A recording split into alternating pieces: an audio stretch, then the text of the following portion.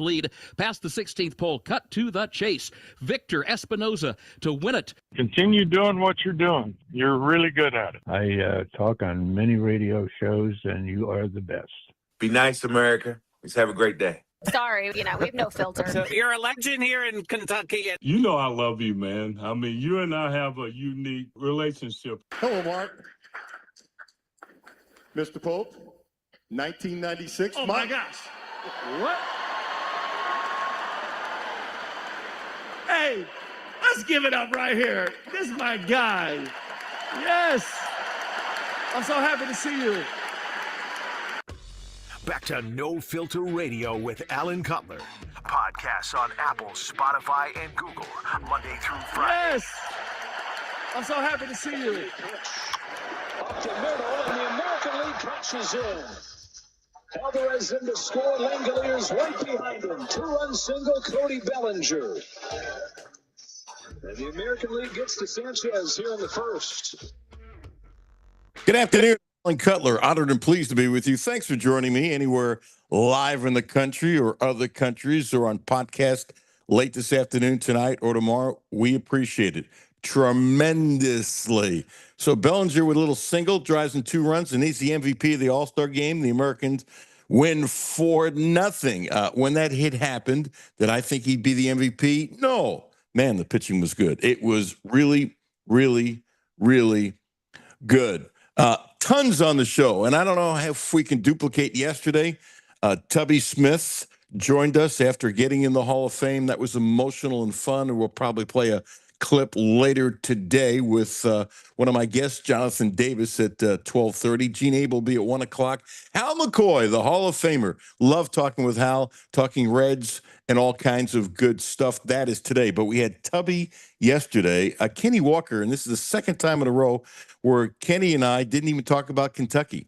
He had that beautiful Dr. J T-shirt, which was much better than my Clyde Frazier T-shirt, which he wore the last time that he sent me the link than I got. Kenny was just spectacular. Next time, we'll talk Kentucky sports. That'll be fine. Kyle Tucker, who is as good as it gets covering college basketball, I think he's number one. Sorry, Jeff Goodman. Goodman is up there, but Kyle is a little different, and I think Kyle is great. And I think he's still rising in the media ranks. I don't think he's through. It's amazing his knowledge and how classy he is and how he does things.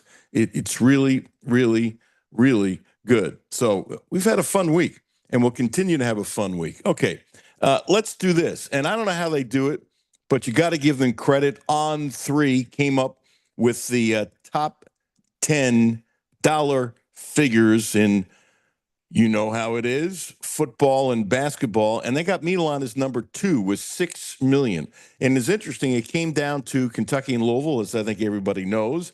Yet, I don't know where the hell Louisville got the money. I can't pronounce the guy's name, Flory, last name for Louisville. But he's also at $6 million. So did Louisville have come close to having all that money? They were in the hunt for him. It is interesting. And Tyrone Stokes at $5 million is number 10. Or the way they did this list, it doesn't make any sense to me. From 4 to 10, it's all $5 million. So to me, it's a tie, but that's okay. They got Stokes at 10, and this is not sour grapes because I don't give a crap about that stuff. I said immediately I'd rather have Milan than Stokes because Stokes is a head case. Now, if he changes, God bless, more power to him. But until he shows he's not a head case, he's a head case. I don't think he's a kind of guy that gets along with people. So everyone has told me. Some people that have watched him have told me that. So it's interesting with all the hype about him. He's only at $5 million. Darian Mensah at $6.5 million is number 1, the Miami quarterback. So interesting numbers. Now, can I swear these numbers are true? First of all, I have no idea. Second of all, On3, I know what they do. They're talking to a lot of people and agents and stuff like that. Maybe they get it directly from the agent. Maybe they get it from a competing agent. Do I think this stuff is ballpark? Absolutely. Would I guess it's 100% right? No, that's a guess. I could be wrong. But I think it's ballpark, and I think it's good. And Pete Nakos is a very good reporter, and I'm going to go with it. I'm not going to spend the time checking this thing out. It would take days and weeks. These guys know agents. I don't. Not going to spend time with agents. Just not going to do it. It's not my thing. I don't do that at this age. Not at all. 6 million. 6 million.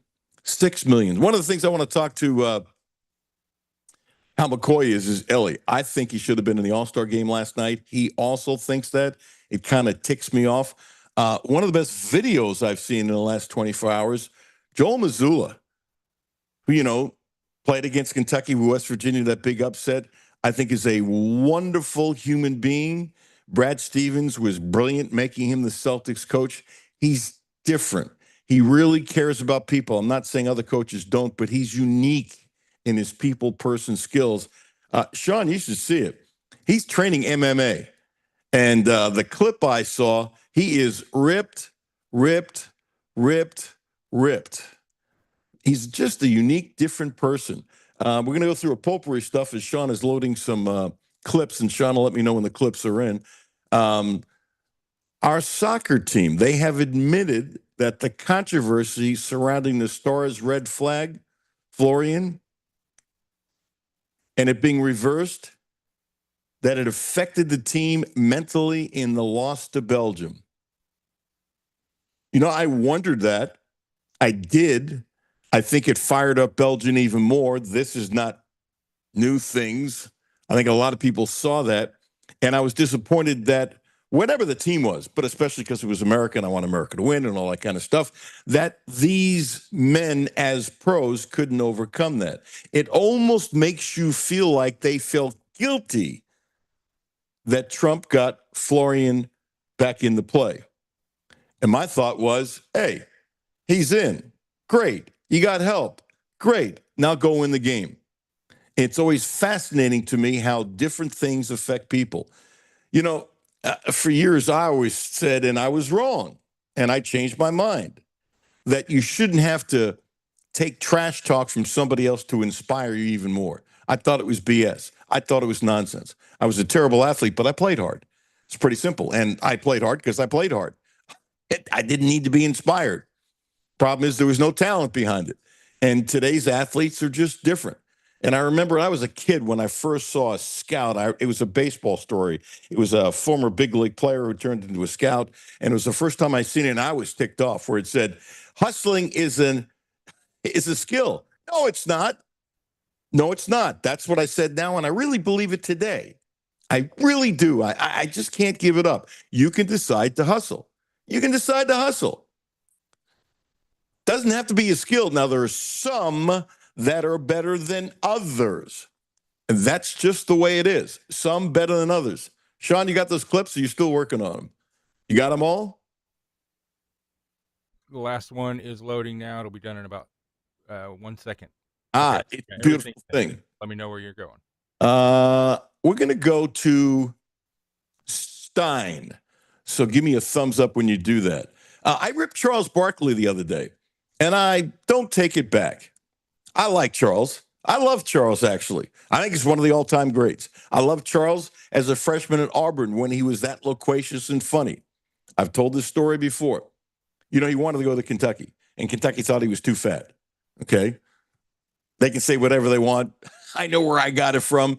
And think of all the talent that Kentucky had at the time. I mean, he was really 6'4". So he comes to play Kentucky, and I used to slow-mo it down. I think Ryan, who wasn't there at the time, has seen the shots. I used it many times back then. This was before Ryan. And he literally, as heavy he was, got his elbows above the rim. So one of the great dunks I'd ever seen and have ever seen at Rupp Arena. So it wasn't usual back then to have a large scrum around a visiting player. And there was around him. And I had to kneel down, and they were booing him. And I said, hey, Charles, did you hear the fans booing you? He said, yes. And I said, what does that mean? And I point the mic to him, and he paused. He had comedic timing then. Most unusual. He says, that means they love me. And the entire media scrum, we just started laughing. And you knew then he could be great on TV. It was that obvious. His timing was that good. So he ripped LeBron by saying you're just chasing a ring, and it's BS because you want to chase Michael. And I said at the time, I rarely disagree with Barkley. Sometimes, but rarely. It's an awful thing for Barkley to say. Who the hell is he to say that he should go to Cleveland? Really, it's his life. It's his life. These players have fought for the right to go where the hell they want. And for somebody to say, you should go there, you shouldn't chase. Shut up, Charles. I actually don't want him to shut up. Shut up in this case because I love him on TV. But shut up. And then I've been seeing stuff where it's out there, whether it's worth that it's down between Golden State and Cleveland. And there are some that think it'll be Golden State for a couple reasons. Family and Draymond Green. Draymond Green and LeBron are really good buddies. They vacation together. They play golf together. Draymond makes him laugh. They're really, really, really close. Plus, he's really good friends with Curry as well. Plus, the other thing is, now think about it. Let's say he goes to Golden State. He's got a compound in Los Angeles. Okay, he's got that much money. He could play at Golden State, and you don't think that Golden State will provide a jet for him to fly up and back all the time? I saw where it's like a 50-minute plane ride. Could I see him living in Los Angeles and playing Golden State? Yes. Yes. Yes. Do I have any inside information? I have none. I have none. Plus, you go to Cleveland, sure, you're going home. You're going to have to deal with Harden, although I think Harden would be much better for LeBron to deal with than a lot of people think. And his chance of winning would be much better with Cleveland. And actually, I think it'd be even better if he went to Philadelphia. And so Paul, his agent, has said it's about fun and happiness. Now, could that be a BS thing by an agent? It could, but I think it's really true. He's in his 40s. He'd like another ring. But guess what? At the end of his career, he wants to have fun. And I actually buy it. I absolutely buy it. What'll happen? I have no idea. But the point is, Golden State or Cleveland. Man, I just don't think LeBron can put Golden State over the hump. I just don't. He could put Cleveland over the hump. And if I'm guessing without any inside information, I will absolutely unequivocally say Golden State. So we'll see. Cole Kubelik does a very good podcast. He's very good on TV. And I remember the first time I heard him on radio, I didn't think he was very good. And he's gotten very good. He's gotten very, very, very good. He did a podcast with Stein, and it's outstanding. Outstanding. You know, one of the things that happens is that Stein has been brilliant. I've said this many times. There's not a microphone he hasn't liked. His publicity for this program and himself, it's absolutely perfect. Media Day is next week at the SEC. He's going to say a lot of the similar things. And I wonder if he's going to say some of the things that he said to Cole. They had never met, which is interesting. And Stein goes into this knowing that Cole is one of the most respected media guys in the country when it comes to football. Played at Auburn. He's very good on TV. He's very, very, very good. There's no question about it. Let's go to clip number 3. Give me a thumbs up, Jimmy, when you have it. He does. And this might seem obvious, but I really believe if you don't do it the way Stein is now saying when it comes to recruiting, unless you have a blank check, you're not going to be really good. And one of the reasons, and there are a lot of reasons, where I think Stein might really turn this sucker around. I really believe there's hope, a lot of hope, okay? And the quarterback deal where he and Sloan are quarterback whisperers is huge, huge. I have wondered more than once that if Mummy stayed and didn't get in trouble and was here for the 25 years he really wanted to be here. He said at the time he wanted Kentucky to be like Florida State, who wouldn't, and wanted to be the Bobby Bowden of Kentucky, where Bowden made Florida State into Florida State, and he wanted to do it here. And I have wondered what the run of quarterbacks would be at Kentucky if Mummy stayed. I think it would have been a great run. A great run. I believe, and I've said this many, many times on my show, that you're going to see a great run of quarterbacks at Kentucky. And if I'm right, and they play special, which will attract more special quarterbacks, this thing is going to turn. That's only part of it. Clip number 3, Stein to Cole about the key to recruiting. Number one, like, you got to love recruiting. I think guys that don't recruit hard or don't really have success in it don't really love it. And you can divvy it out to staff or have an elite, coordinator that can recruit or position coach. But when the head coach loves it, like Dan, like Jeff, like me, that's when you see the fruits of your labor.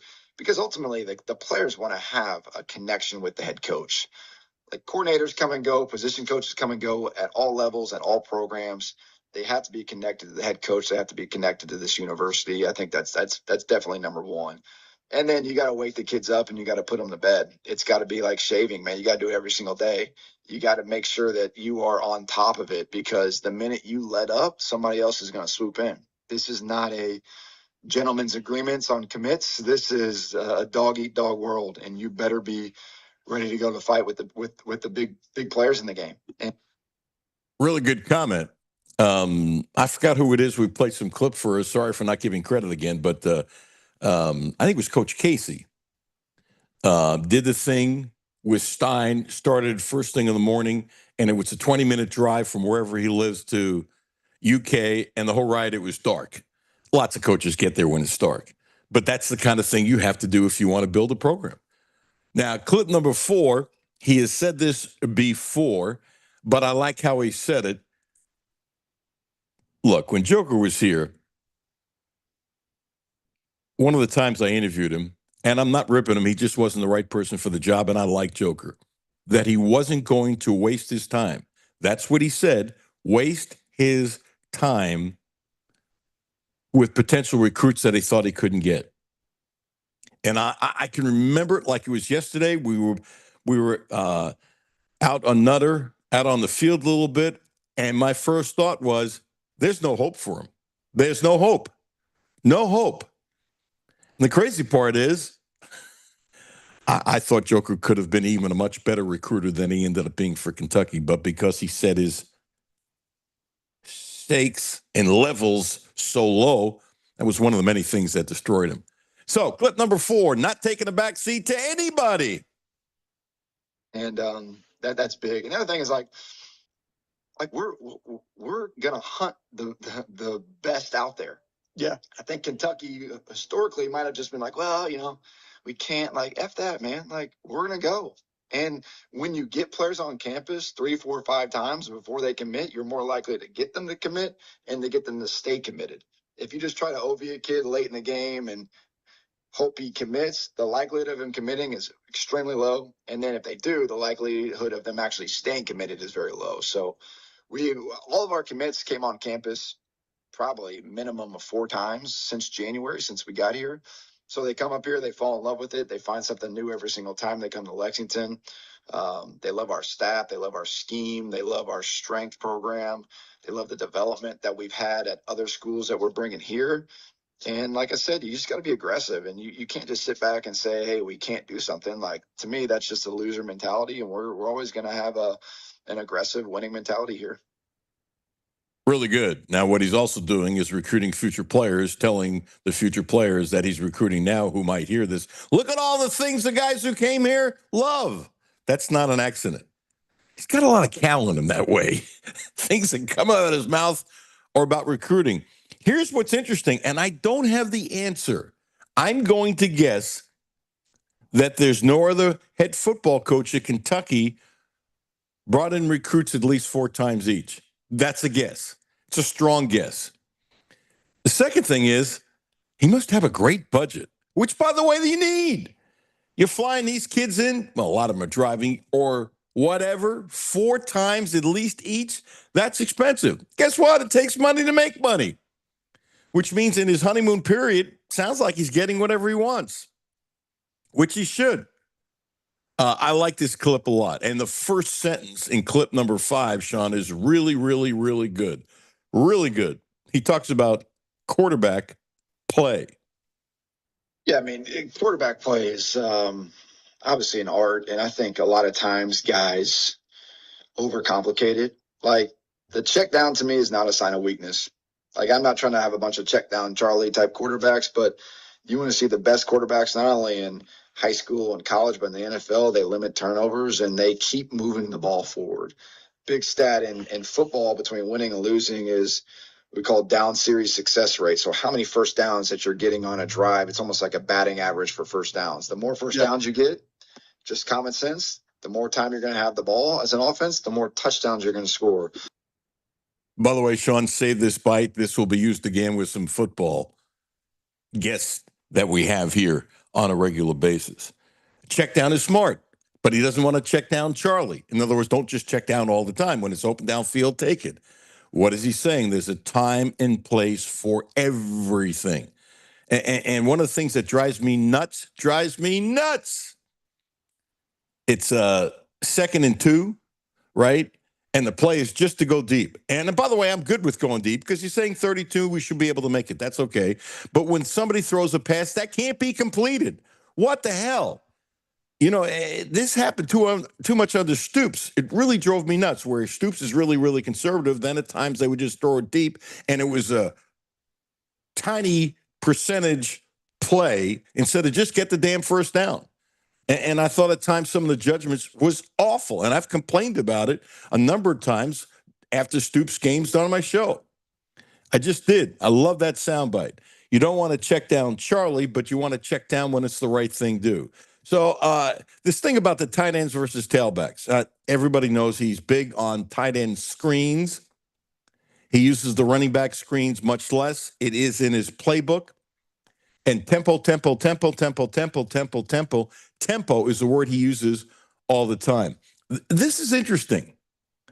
He's talking about, this is stuff that I haven't heard him talk about in this particular manner. And I think one of the reasons is Cole was a hell of a offensive lineman. He was a big-time offensive lineman at Auburn. He's even made jokes that in his house, one of his kids is talking about that he's threatening to be an Alabama fan. And he's saying, not in my house. Not my house. You can't do that. Sean, this is clip number 6, talking about setting up plays.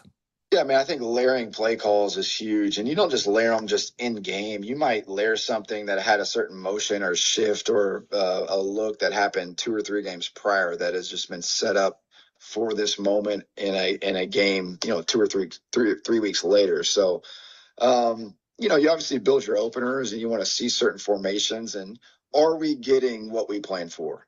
There's only so many things a defense can do. Don't you like that? Only so many things a defense can do. So he's saying, as an offensive mind, I have an advantage. One of the things he doesn't want his players to do, and this is not revolutionary, doesn't want his players to think too much.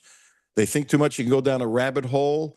I like this. He's not bringing in too many plays potentially in any game.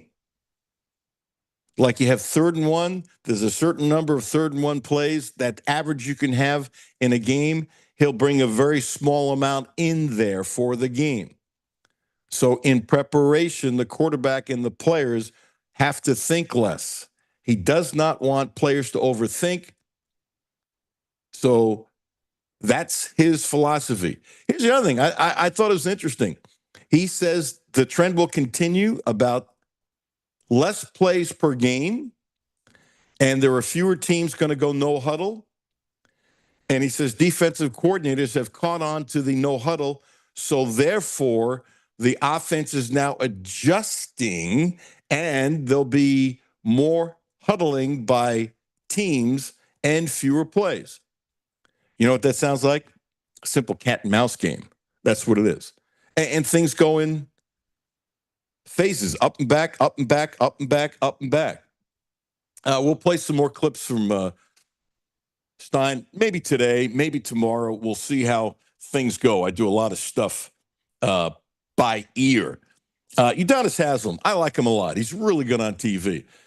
He's a guy from Florida. He's had one of the great careers in the NBA when you consider he was an extra player for most of his career, and they kept him around for years because he was kind of like an assistant coach, and he mimics Pat Riley like crazy. He was like an assistant coach for years. Seriously, when he's on TV, I really, really like him. But he is a bit of an ass kisser. And I would say if he's sitting here, he'd probably growl at me. And I'm telling you, I like Udonis Haslam a lot. So he's downplaying the Bam Adebayo, Tyler Hero altercation. What'd you expect him to do? What'd you expect him to do? Let's say it was worse than advertised. You think he would say it? So, it becomes a national story that he makes a comment because he's so respected. But when I have someone who does this kind of thing, I kind of go, check the source. Check the source. By the way, I'm friends with the Feldhaus family, and my respect for the family is off the chart. And Alan, who we lost a number of years ago, nicknamed the Horse, this would have been his birthday. And he not only played for Rupp, and I believe he had more rebounds than points. He didn't score a lot of points. But his nickname, the Horse, also fit with him as an athlete. He was a minor league catcher and a really good one. Didn't hit a lot. And I talked to somebody years ago about him, his baseball, where he was like a lot of guys. And this was so stupid by the major leagues. They paid these guys nothing. Sean, I forgot what it was, but you couldn't live on it. And you have a wife and a child back home, and you don't have any money to live on at all, and you have no money to send to your wife, and they just lost a lot of potential major leaguers because they couldn't afford to be on the road eating cheap cheeseburgers, which guys would do, but there was nothing to send home to your wife. And a lot of guys have a wife and a child in the low minor leagues. I have no idea if he would have made it. I was told he was a hell of a defensive catcher, which can you imagine trying to, back then before they changed the rule about blocking the plate? Sean, can you imagine? I don't know if you know, he's a huge, big, strong man. I mean, Darren's a big, strong man. His dad was much bigger and stronger, and he had a glare about him. It's funny. He was really nice to me. He's a really nice man, but intensity and stuff like that. And I can't imagine trying to score over him. I'm not saying over every catcher in the history of baseball or anything like that, but he was crazy. KSR just put this up. La Familia has just added some size to the front court. Marcus Lee is joining the team. I got to find the picture for tomorrow, Sean. I was doing a live shot after a game when Lee was playing. And this is like after the game and the cleanup crew is on and there's nobody around and I'm sitting there doing my live shot. And all of a sudden walking into the live shot to my back and I couldn't see was Marcus Lee. He just walked in the live shot. Hi, Marcus. Ended up being a really good live shot, but I didn't know he was there until he was there. And so they added Marcus Lee. They needed to because Reed Travis had a bad back. I don't know what happened to Quade Green. He was announced as coming. He is not for game 2. So they're scrambling. But I'm still excited to see TBT on Saturday if I get my credential. Sean, what day is today? Wednesday, right? The game is Saturday? Yes. Yeah, I got a note last week that they were still looking at the credentials. Okay. If they don't give me a credential, they don't give me a credential. Will I be upset? Yeah. And I've texted 20 about it, and he hasn't answered back. So I know. He's busy. I like 20. He's done a hell of a job. He's scrambling like crazy. They're trying to get players. I get it. Two things I really wanted to do in the monologue. Guess what? It's just not going to happen. Not going to happen. It's okay. Maybe some other time. Don't forget about my friends at Quantrell, Cadillacs, Subarus, Volvos, Brentley and Mark. Wonderful guys. Wonderful. What a great dealership. We have 3 vehicles from them. We've had 2 caddies. Now the Volvo, the VC60, best vehicle we've ever had. And don't forget about their Subarus. Saturday morning at Red River Gorge. Coffee in one hand, leash in the other, and your dog already ready to go. Subaru for the gravel roads. Subaru for the trailheads. Subarus for the windows down through the bluegrass. That's life on a Quantrell. Subaru. Subaru built for the hike. Subaru built for the road trips. Subaru built for everything in between. Now receive 1.9% interest for 75 months on the 2026 Subaru Outback. See dealer for details. Use my name. I really, really like them. 3 vehicles. That's really, really, really liking when you get one from one dealership. Visit QuantrellSubaru.com. My friend Jonathan Davis coming up next. KSR picked on him today. I'm going to tell him about it. They picked on me, too. It was actually really funny. So it's all good. Good as far as I'm concerned. Alan Cutler, 1300 AM, 92.5 FM. The Alan Cutler Show on ESPN 92.5 and 1300 AM and on the ESPN Lexington app. Presented by Republic Bank. Hi, this is Alan Cutler. Have a no-filter comment? Hit the text line, 859-381-1313. 859-381-1313. Hey, I'm Dale Wise. I've just recently retired. I know that the electronics, if you don't keep up with it, it can get away from you and get real confusing. Republic Bank's app, I use their app, and it is so easy to use. I log in with my fingerprint, so it's super easy. I don't have to remember 50 million different passwords and all that stuff. And it lays it out just real nice. That's Dale's story. Now let's get to work on yours. Republic Bank. Time to thrive. Member FDIC. Data rates may apply. Ready to feel the surge? Good, because Cadillac didn't come to play. At Quantrell Cadillac, this is power redefined. All electric speed or gas-fed adrenaline, built to move, built to lead. Right now, get in with financing as low as 2.9% APR for up to 60 months on select models. No limits, no apologies. Just drive. Check them out. I love the Cadillacs. QuantrellCadillac.com. See dealer for details. Spain are through to the World Cup final, and now we wait to see who they will face. Will it be Argentina and Leo Messi? Will it be Harry Kane, Jude Bellingham, and the squad from England? Be sure to gamble responsibly and get all your wagering down at the Circus Sports app or circusports.com.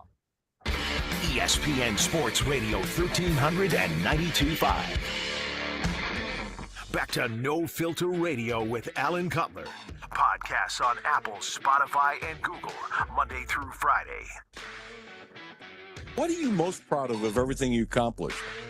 Just the young men and women, and especially that were associated, because we stand on the shoulders of so many outstanding, successful coaches and people. But I'm proud that my mom and dad were around to witness their sixth oldest child.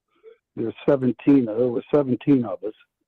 And so I always give honor to my mom and dad for raising me the way they did and instilling the values and the ethics that help me make decisions and have good judgment and then make wise decisions. So that's what I'm most proud of. But it's especially the young men that I was associated with, and the assistant coaches, players. Whenever I think about my career, that's the first thing that comes to mind. It wasn't me doing it; it was all the people that helped me. And you can't win a game without good players, and certainly I've been blessed and fortunate to have some outstanding, to coach some outstanding young men. Kind, caring, considerate, gave his parents all the credit in the world for raising him the way he did. I think everybody by now knows that Tubby just got in the Hall of Fame, and he was live with us yesterday, which I appreciated tremendously. And I think I'm like everybody. I'm just tickled that he got in. I mean, it just who says nice guys can't finish first? Who says that?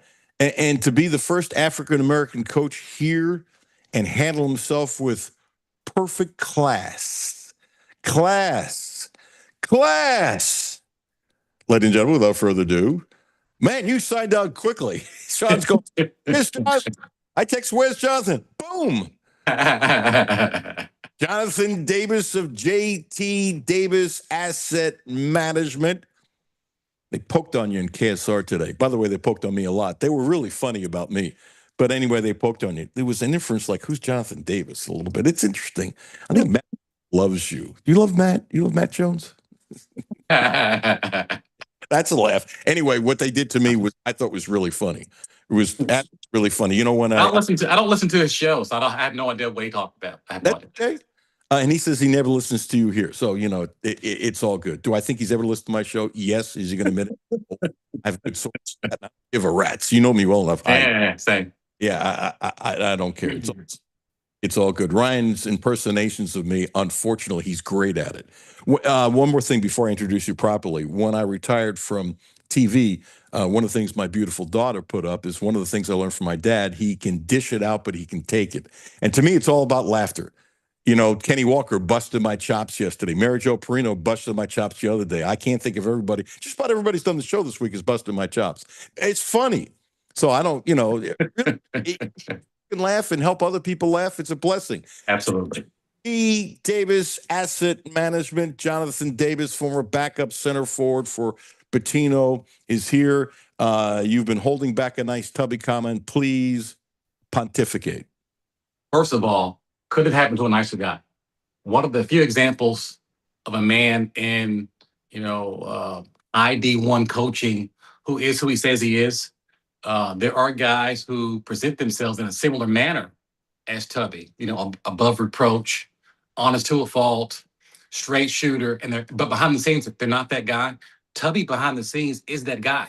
Whether you met him, on a recruiting trail, whether you pop into his office, whether you met him in the grocery store, he's always the exact same guy. And, I appreciate that. I mean, it's refreshing, that kind of honesty, that kind of straightforwardness from anybody, especially in that profession where, it actually, it pays to take shortcuts. It pays to be a guy who says one thing and does something else, at that level, because it's easier.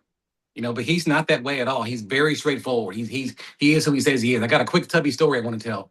I don't know if I ever told this on the air or not, but long story short, this is my Tubby story. First of all, Tubby recruited me before UK recruited me when he was at South Carolina.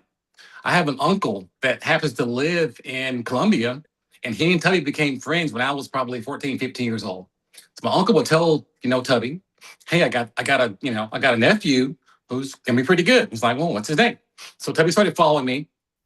And I went to basketball camp and blew up. So I got to a point where South Carolina in the 80s wasn't going to be a destination. But Tubby stayed in contact, continued to be a friend. And as you know, a couple of years later, he ended up being on the staff at UK. So we continued our relationship there. And he became a mentor to me. Even though I grew up, had a father, had, good role models in my life, Tubby still was the kind of guy who once you're under his charge, you're under his charge. And that being under his charge never ends, to the respect of when I left UK, probably 10 years after you had left UK. I'm off in the business world. I'm growing my business. And one day I'm out. I played pickup basketball with some friends, had my shirt off, had just bought a brand new flashy car, had my windows rolled down, my music's loud. And Tubby passed me on the road. So I see him and I wave. And he flashes his lights and tells me to pull over. So I'm thinking he's going to congratulate me on my success in business, my fancy car. No. He gave me a 5-minute dress down on how I should never be seen in public with my shirt off, with my windows rolled down, with the music loud, because that does not represent him, doesn't represent my family, doesn't represent UK. And he gave it to me good right there on the side of the road. And like I said, I'm expecting one thing, but he gave me what I needed. At the time, I didn't like it. I'm not going to lie. I'm a 30-year-old kid. It ticked me off. But having grown, to be a man, having grown to be someone who can respect, a sharp rebuke from an elder who sees, you going off the rails and going up down the wrong path. I appreciated that. And I've taken that as a way to live myself. And that when I see a young person that I care about and it needs to hear the hard thing, I just say the hard thing. And Tubby says the hard thing to you, and that turned off a lot of recruits. I'll be honest with that. That probably was part of why he had a hard time getting, the big name recruits after a while, because he would just tell you the hard thing right to your face. Not in a mean way, but in a very straightforward way. That's a great story. And no, you haven't told me that. I thought I had told you that. No. Yeah. I would trust your memory. He stopped me in traffic and just gave it to me. I mean, just let me have it. In no uncertain terms. Yeah. With tender loving care. With tender loving care, of course. Yeah. Yes. Yeah, because that was Tubby. You know, Yeah. I was trying to make an analogy. Jerry Claiborne is before your time, but it's amazing how many of his kids in the 50s and 60s now, have turned out to be wonderful human beings. Wonderful. And it's not just all Jerry. It's Jerry helped out a lot. You got parents, friends, the Jerry helped out a lot. It's amazing how many of those kids are really successful and disciplined. So I was trying to make an analogy between Jerry and Tubby because there's similarities about how their players were. Obviously, Tubby's kids are a lot adults, successful, all that kind of stuff. And as I'm doing that, he goes, yeah, Jerry Claiborne tried to recruit one of my kids when he was in Maryland and told the story. I should have known. I should have known. I got one more. I want to repeat this from yesterday, that it was just lovely. So when he was an assistant at South Carolina, they beat Vandy. C.M. Newton's the coach. And J.D. Barnett, who gave Tubby a break, and Tubby and J.D. Barnett were dear friends, joined to the hip. J.D. Barnett was like a mentor, and then, Tubby then had him back. They were bonds like older brother, younger brother. And so they're this is a great, I thought this was a great story. This little thing that CM did and Barnett did changed Tubby's life. So CM, being the gracious loser, because he's a gracious person, is congratulating J.D. Barnett on the wonderful defense. And he could have just said thanks and left it at that. No. J.D. Barnett said that was Tubby's defense. Wow. And CM Newton filed it away. Now, is that the only reason why he hired him? Absolutely unequivocally not. Did it help? Oh, yeah. Because you know what? As I try to see what he would say with it, he just said it's just no good anymore. His ball line defense back then was really good. Now with he just says it's no good anymore. I was hoping he would say there'd be a variation. He said, no, with a three-point shot, you can throw it out. But the point is, he never got enough credit for his coaching ability. He also never got enough credit for his ability to make adjustments during the game. And I got a quick story for you, and then you go. So I'm covering that famous Kentucky Duke game, right, where they came back and won, and I will never forget it. I was sitting, I took somebody else's seat, a newspaper that wasn't there anymore. I used to do that all the time, and I'm actually a couple rows right behind the Duke bench. Great seat, and I could watch Krzyzewski and what was going on and all that kind of. It's just great. And after Kentucky won, I'm walking down to where the Kentucky bench was and the Kentucky fans, and I'm watching people crying. I didn't even know how to respond. The other thing is, when Wojciechowski would go in the game, and I happened to catch Tubby do it the first time, he nodded at Wayne Turner. Didn't have to do it again. That means Wojciechowski, really nice college player, slow as me, he took him off the dribble. And when he had this Avery kid in the game, who was a first-round draft choice from Minnesota, a great athlete, should have been a great basketball player forever in the NBA, but he didn't have it all together. So he bombed out. If Wojciechowski had Avery's talent, he would have been an all-star. Neither here nor there. But he couldn't take Avery off the dribble because Avery was just a better athlete. Turner was a much better basketball player. Turner was a much smarter basketball player. And so the whole point is Tubby found something that worked, and he would just drum it in your face. And I've never understood. It's the Vince Lombardi thing when I was a child. They ran sweep right. They ran sweep left. Those were the two biggest plays. Everybody knew what was coming. They didn't give a crap. They're going to say, stop it. Yeah, you stop it. We're going to keep on running. And Fuzzy Thurston and Jerry Kramer, don't look it up. Trust me, they were the two pulling guards who were famous. This is 1960s, okay? Early 1960s. And they were unbelievable. Everybody knew what they were doing. Couldn't stop them. And I don't know why more coaches didn't do it. Tubby was smart and simplistic. This is working. We're going to shove it down your throat. And it was brilliant by Tubby. And I see all these coaches who don't do that. You say that, and we were spoiled at Kentucky. To the respect of, we got to see a coach who could make those kind of adjustments on the fly while the game was going on. And then we see guys, who are lauded as, quote unquote, great coaches. And some of the things they do during the games, it's head scratching. They come in with a game plan. They make no adjustments whatsoever. Everybody talks about them being geniuses. But Tubby really was that guy. To the respect, and this is not to disrespect other coaches, but Tubby could take your players. He can give you his players. And he would still beat you. He could trade players with you and beat you because his system and his methodology was so, exact and so in tune with how to win a basketball game, as opposed to I got to have a bunch of 5 stars, so I got to do this or got to do that. They're all out the window. What you said, what he did with that Duke kid, he did that pretty much all the time. He would look for specific weaknesses in other teams' roster composition, or play calling, and he would exploit that. And you don't see a lot of coaches exploiting specifics like that so much anymore. They roll the ball out there with their 5 stars, or they have a way of going about doing business, and they just say, "Okay, guys, go win the ball game." And then when the game's over, it's the player's fault. But if they win, it was a great coaching by the coach. He didn't do anything. They didn't do anything at all. A lot of guys are stealing money being coaches. They're stealing money. I just said it out loud. Oh, Sean, would you clip that bite? A lot of coaches are stealing money. They're stealing money. They're not coaching. They're recruiting from the top 100 list, and they're, give the guys a 4 or 5 basic, simple plays and say, go out there and win the ball game. That's not coaching. And you know what? Part of it has to do with the times we're in.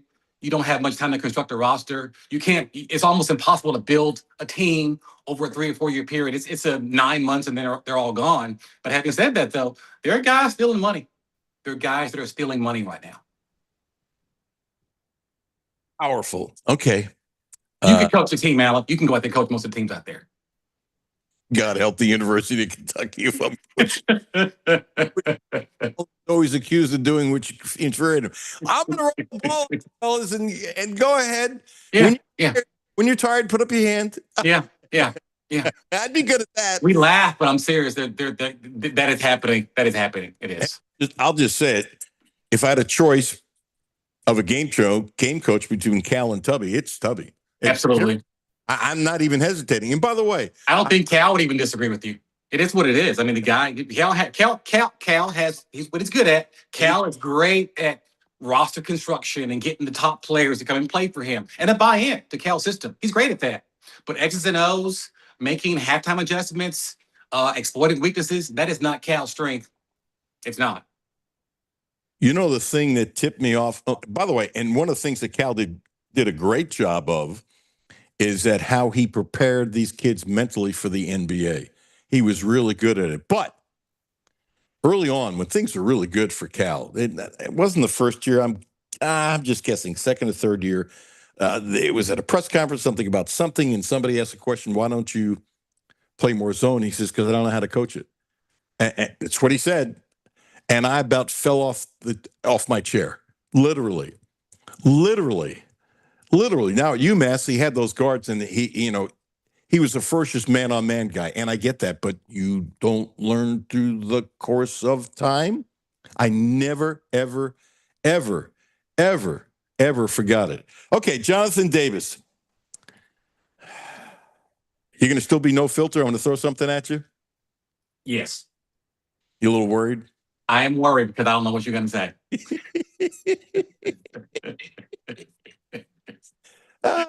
I'd like to say I saved this for you. Well, I sort of did, but I've already done this.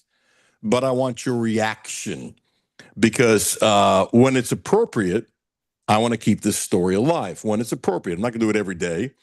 But there are, I don't know if you heard the show the other day. Oh, look at you. Your Man, being the sweater just, yeah. No, but your forehead is glistening on YouTube. This is working better than I thought. Okay, now I'm going to get serious. Brett Setzer, who you know, is a wonderful fan of UK and a wonderful booster of UK. And he and Mitch, so I'm told, could walk by each other and not say hi. And how that is as an athletics director walking by one of your biggest boosters and you don't have a relationship is not a really good thing. And Brett has taken on the administration, I think, as everybody knows. He's been really loud because he doesn't need them. He's independent. He can do whatever. And I'm trying to get Brett on the show. And so he reacted this way to Mitch's deal of $3.2 million. And I will say this about Mitch, and then I want you to say everything you want. There are times I've criticized Mitch heavily, and I don't take a single word back.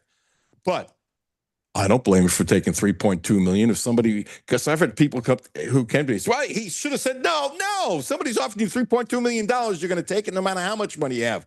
Now I can blame Mitch for the Stoops contract, which is dumber than a box of rocks. And I said it at the time when things are good. There's good and bad, but here's this. Setzer is talking about administration. I blame the administration. See, when I asked Jay Blanton, who was nice enough to text me back right away, he does a great job in PR, about Mitch's deal, he said this is pretty common. I don't give a damn if it's common. You got to follow the Joneses? Really? You're going to have to follow the Joneses? No. In matter of fact, when his last contract, if you said, Mitch, we're taking this stuff out, okay, by the time you retire here, you've made enough money. God bless, more power to you. Somebody making 40 grand, we're not giving an extra contract to. You might have put something in a 401k. We don't give you extra money. It's rich people giving rich people deals that they don't deserve, but they're giving it to them. Okay. Setzer said this, quote, "It is clear to me that the UK leadership is tone deaf to the BBN. The recent so-called severance package and part-time fundraising job that is still without a job description is a waste of money. It is still unclear where the funding source is being generated. Raise money for UK, not an outgoing AD. What other inside deals are or have been done? Question mark. Hang on, I got one more. Chris Cameron. You knew Chris. I did. Chris was great. Worked his penny off. Really smart. Is up in the Boston area. I understanding very successful as a real estate agent, which doesn't surprise me because he's very thorough and he's kind-hearted. And he worked. I mean, good guy. Good guy. And crossing every T and dotting every I. Does not, with his personality, doesn't surprise me. He's really successful. Okay. Quote, "As someone who worked 1 million hours a week for my alma mater out of love, but never making more than $40,000 a year," he was the sports information director, by the way, for under Patino. Back to quote, "and knowing how much the current UK athletics employees earn doing the same now, it's public record, not to mention the tenured professors and people saving lives at the Marquis Cancer Center. This is maddening, insulting, and outrageous. But there's only one word that truly describes it: vulgar." Now, Jonathan T. Davis at 12:53. You and I have about 4 minutes together. I want you to comment on everything you heard, plus your own personal thoughts. Well, my first thought was I had no idea, going back to Chris, I know how much he meant to the university as far as the things that he did to help keep the ship together. I had no idea he was so low paid. For some reason, like I said, I just assumed he was paid at the executive level, but that's, like I said, that's shocking to me. Contrast that with the Barnhart deal. He's on the way out. The optics, they don't look good because there have been some missteps on his part down the stretch. Obviously, going back to early part of his tenure, he did a great job of opening up, I guess, the athletic palette of Kentucky, and that we're successful in lots of different sports now where we weren't. I mean, track and field's good, and we've got baseball's good, and softball, and we've got other sports where we compete. And I guess I have to give Barnhart credit for that. But we already paid him for that. You know, I don't understand why we're continuing to pay him for a job well done if he's no longer doing the job. I mean, it's almost like if you want to, zoom out, it's almost like it's always been socialism for the very rich, but it's capitalism for us. You and I got to kill, we kill what we eat, but you get to a certain level and your buddies take care of you, whether you're doing anything or not. It's like the NBA. NBA is an association. It's not a business where they actually compete against each other. It's one group of guys that work together and share the money, they share the pot. And I feel like the same thing's happening now with our public money at UK, and that these guys are sharing the pot, so to speak, and taking care of each other in ways that benefit them, but don't necessarily benefit the populace at large. And that is us, the fans, the people who, watch the team and support the team and believe in the team. And that's all, well and good, but they're taking our money and doing whatever the heck they want to do with it. That's not cool. Not cool. I don't find it a coincidence that they took the tickets away from Barnhart, that he was going to get lifetime tickets, which were worth a lot of money. Because it was such an uproar. So, when administrations say, we never listen to the public, sometimes they react to the public, and I don't think that was an accident at all. But no job description. No job description. I want a job with no job description that has a 7-figure salary. I want that job. Please sign me up. I think I can handle that. You think you can handle it? I think I can handle it. I'll split it with you, brother. Right.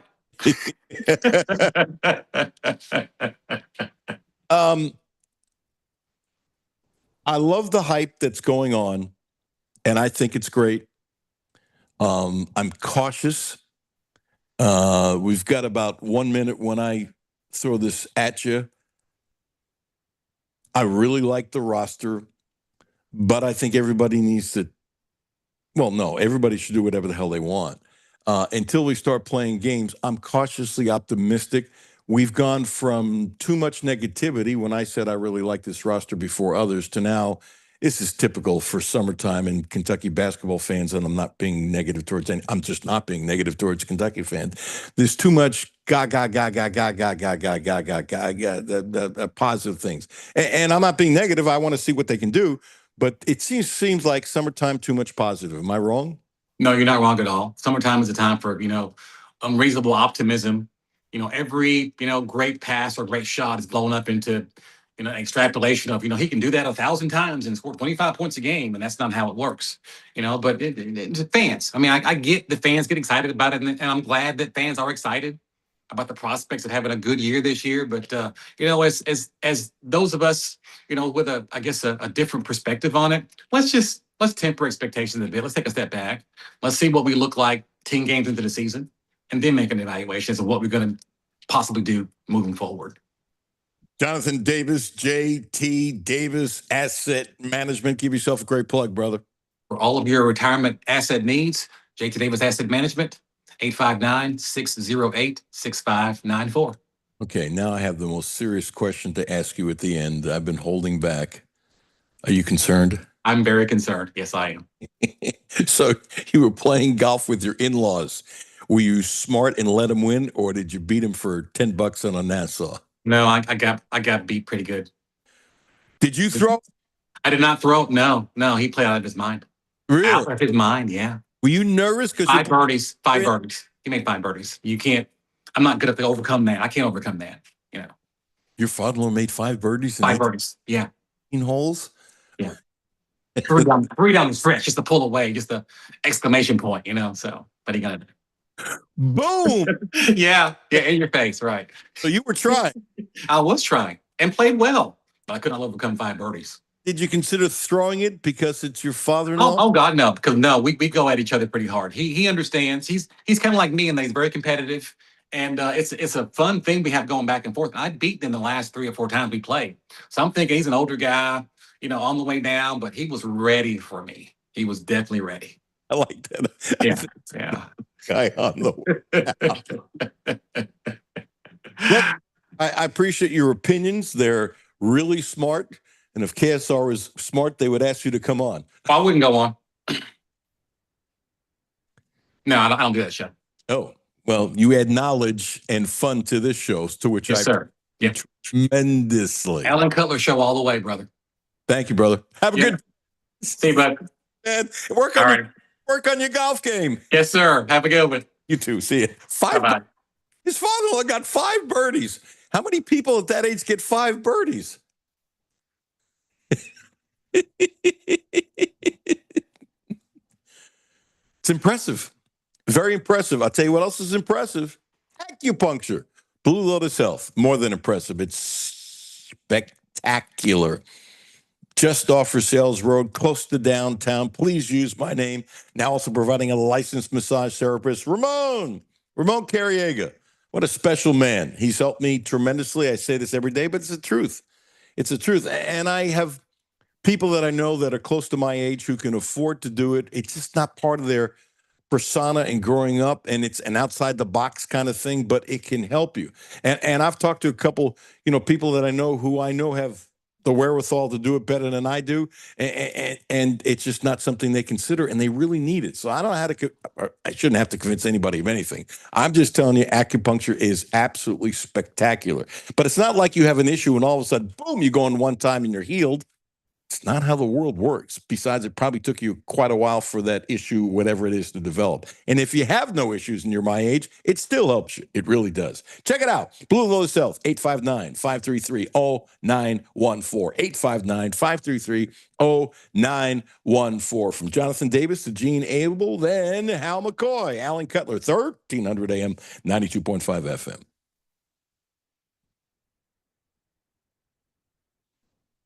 No Filter Radio with Alan Cutler, brought to you by Quantrell Auto Group. QuantrellForLife.com. Hi, this is Alan Cutler. Have a no filter comment? Hit the text line, 859-381-1313. 859-381-1313. Driving should feel personal, protected, centered, completely at ease the moment you pull onto the road. That's the Volvo difference. Thoughtful design, quiet confidence, and safety always working in the background so you can simply breathe and drive. Plus, the luxury of Volvo is more within reach than expected. That's why Volvo deserves your first look. At Quattro Volvo, friends, Brentley and Mark, they have built a dealership that's calm, respectful, and genuinely helpful. Right now, get 1.99% APR for up to 60 months on most 2026 models. See dealer for details. Visit QuattroVolvo.com today. Spain are through to the World Cup final, and now we wait to see who they will face. Will it be Argentina and Leo Messi? Will it be Harry Kane, Jude Bellingham, and the squad from England? Be sure to gamble responsibly and get all your wagering down at Luke, I'll be on this podcast for 30 minutes. Don't make any noise. Hey, I'm Dale Wise. I've just recently retired. I know that the electronics, if you don't keep up with it, it can get away from you and get real confusing. Republic Bank's app, I use their app, and it is so easy to use. I log in with my fingerprint, so it's super easy. I don't have to remember 50 million different passwords and all that stuff.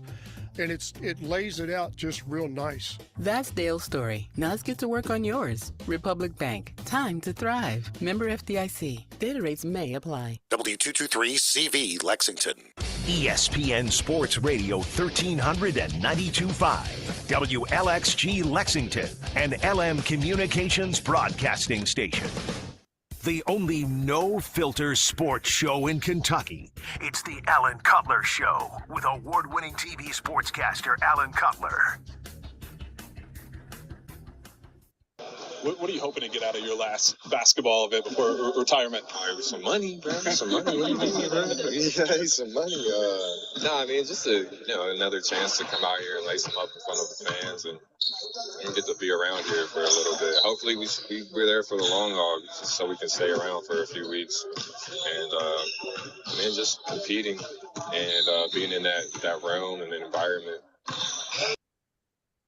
Willie Cauley-Stein getting ready for TBT. Willie has to get himself in shape for doing it because he doesn't play basketball anymore, and he's going to retire after this because he said it's getting too tough to gear up just for playing this. He's more interested in his golf game. He made like $26 million. I hope he put it away. He's a fascinating man. He really is. I like him a lot. He has different tastes than the average basketball player, and I like that too. Always like hearing the opinions of Gene Abel, retired sports editor of the Lexington Herald Leader. Gene, with the TBT, they're losing players, gaining players, they're scrambling to get players. It's a rush to the end. I'm looking forward, if I get a credential, to watching the game on Saturday. You get into the TBT, or do you think, what do you think? I'm not going to say I'm into it. I hope they do well. I hope they get a good crowd. Hope it succeeds. I'm just not really into athletes who basically haven't played in a year. I mean, this is what I consider real competitive. They will be competitive when they play, just like these same guys. You can put them out in the Douglas Park and they'd be competitive. They will fight, but they're it's not an organization that worked together, that tried to develop chemistry over a period of time, and they're not in shape. But I hope it works well, but I'm not going to tell you I'm into it because I'm not. Okay. I think some of the guys are in shape because they play pro ball overseas in different parts of the world. I think some are not. And some of the guys who finished playing pro ball overseas, I wonder how much time they took off and that kind of thing. Let's put it this way. They ain't in the shape that they were when they played at Kentucky. There's no question about it. And one of the things Willie said, he's hoping by game 2 he can play 20, 25 minutes, which means Yeah, we're what 3 days from the game on, and we don't even know they don't even know for sure the roster until today. That's just not what I consider a team that's been working together to get better. But anyway, I hope it works out well for them. Yeah, and by the way, Marcus Lee, they just added, who's 31 years old, who's been playing basketball all over the world, and they're scrambling to add players because they've lost some players. I'm looking forward to watching it just because whatever these guys have, both sides are kind of like in the same boat. I wouldn't imagine without knowing that the Louisville players are in spectacular shape, and I wouldn't imagine that the Kentucky players are in spectacular shape. And it's a good thing to have a day off in between because there's going to be a lot of sore bodies in the day off, and that's okay too. And here's the thing: I wonder about the future of this. See, I think it's interesting now that they had a purse and then it went down and then it went back up and now it's up to $2 million. And Kentucky playing Louisville twice is really smart for selling tickets and those kinds of things. But I wonder a little bit about the future. I do know the players are getting paid. I don't know how much. I'm guessing it's not significant, and I'm guessing that you can't get NBA players to come because they make too much money. Why would they want to take a risk of getting hurt? Can you imagine telling your NBA team that you got hurt? And these NBA players need to have insurance. You got to have insurance. Can you imagine it's Booker and your contract's worth $1 gazillion and you pull a hammy and you're out all summer and then your training for the season is not right because of this? They would go crazy, and they should go crazy. That's why you're not going to see any of them in this game. I do agree with what you said about Willie Colley, though. He's one of the most fascinating characters and interesting personalities that come play to Kentucky. I would have loved to have seen what he would have done as a wide receiver, which he played in high school. That would have been fun to watch. Was it a wide receiver? Yeah, I guess it was a wide. I couldn't remember if it was a tight end or wide receiver. Yes, that would be fascinating. You know what I think is kind of sad, and this happens a lot. And no, I never thought Willie was going to be a Hall of Fame NBA player or anything like that. And on a lot of teams, I don't think I would have started him. But on a very strong offensive team, I think he could have been a starter and a really good one. But I've always thought Willie could have been a great backup center because he can play defense on a 2, 3, 4, and 5. He actually guarded the point guard here a couple times, which was just kind of incredible. He's an unselfish player. He can finish around the rim. He sets screens. And sometimes players don't get with the right team. And I know he bounced around a little bit. I don't think they ever saw his value. And then he had the off-the-field problem. And then I think, I don't like this term blacklisted, but I think he got blacklisted after that when I thought he could still play. I could be off on this. It reminds me a little bit of Steven Adams with Houston. Who's played a long time and had a long career. Steven Adams is pound for pound one of the great rebounders. Right. I think they're different, but I can see the similarity. I mean, Steven's probably stronger. Willie's more of a shot blocker, but just as far as really giving you something on one end of the court, and he doesn't care about scoring and he just wins. Yes. See, I think now that's a good point. I think Willie's a winner. And I think he wasn't judged enough that way. And I think he did a lot of those quote unquote that coaches love little things.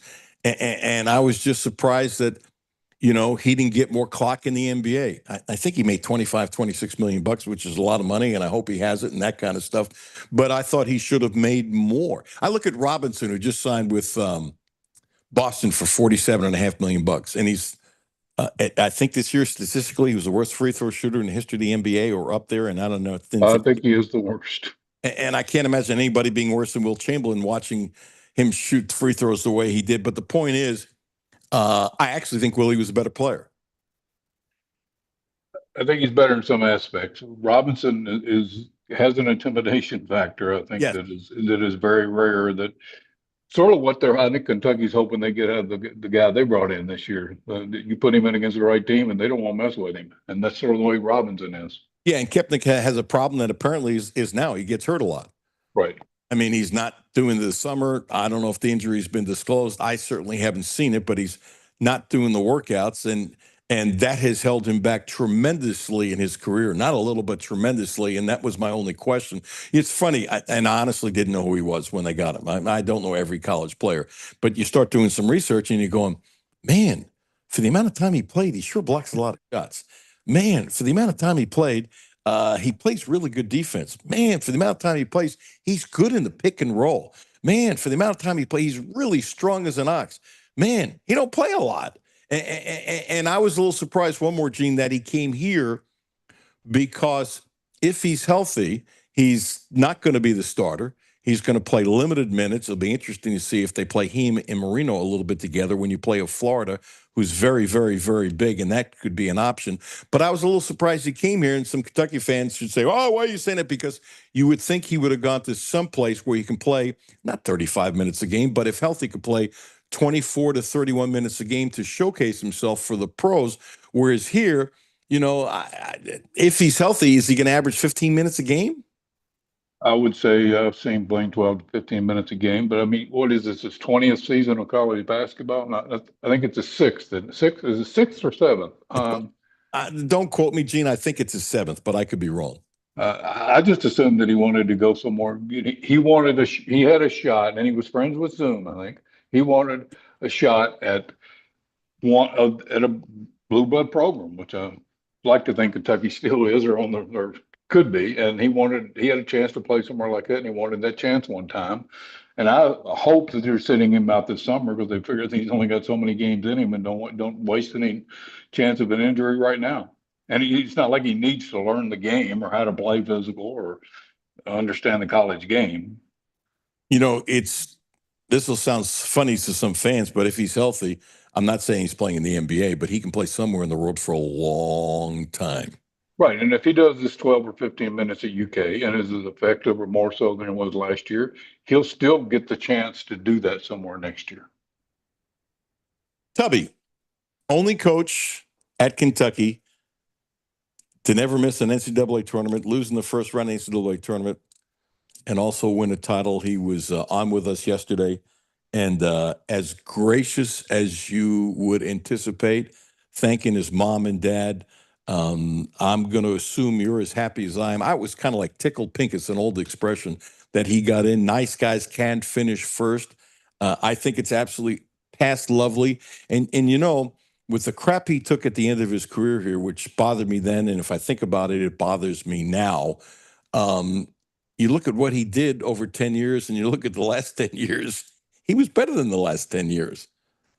I was just happy as could be. Initially, I was sort of stunned. I didn't realize he was in it because he should have already been in it, unless he wasn't eligible. But Tubby's just a gracious person.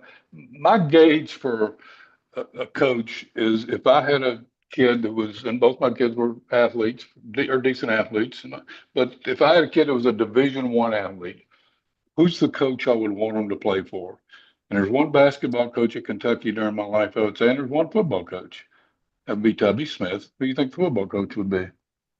Jerry Claiborne. That's correct. And I would, and I've always said that about Jerry Claiborne. If I had a son who was being recruited Division I, that's the type of football coach I would want him to play for. And I would say the same thing about Tubby.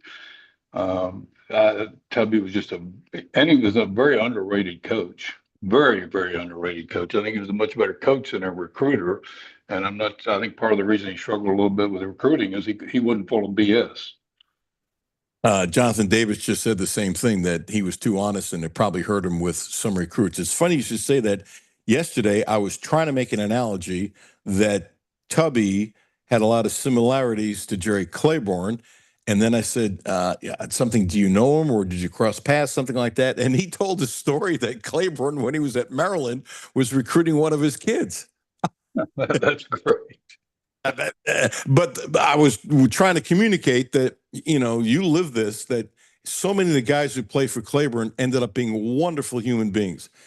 Sound, discipline, the whole thing. And so many players, I'm not saying it's not true of other coaches, and so many of Tubby's guys took that discipline and the kindness and stuff like that and ingrained in the soul. I was just trying to go to similarities. He goes, yeah, I knew Claiborne. He recruited one of my kids. I thought it was great. And it's interesting that you're making the same analogy basically that I was yesterday. The change that Kentucky made going from Kersey, who had the best team in my life at Kentucky football, but the change in culture from Kersey to Jerry Claiborne was just absolutely stunning.